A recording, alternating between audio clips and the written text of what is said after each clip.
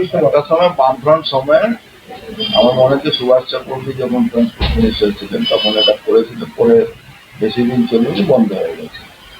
কিন্তু পাবলিকের ডিমান্ড উপরে মাননীয় মুখ্যমন্ত্রীর নির্দেশে এটা আমরা চালু করেছি 21শে জুলাই থেকে। মেন সরকারি হসপিটাল আছে সেখানে স্টেশন থেকে আর ধরুন প্রমিনেন্ট জায়গা, ধরুন ব্যারাকপুর থেকে, ওরকম বজবজ থেকে, এরকম হাওড়াতে বাসগুলো চালু হয়েছে। মেন সিটির মধ্যে মেন, মানে যেখান থেকে কোনো অসুস্থ মানুষকে নিয়ে যাওয়া যেতে পারে, পরিবারের লোকরা যেতে পারে। সেবা দেওয়ার জন্যই তো সরকার গঠন হয়। সরকার নিজের কাজ করছে, আমাদের যা দায়িত্ব আছে, আমরা যে দায়িত্ব নিয়েছি সেই দায়িত্বটা আমাদের পালন করছে। এই পরিষেবাটা কিভাবে থাকবে? রাত্রিকালীন পরিষেবা সারাক্ষণ চলবে, 1 ঘন্টা গ্যাপ করে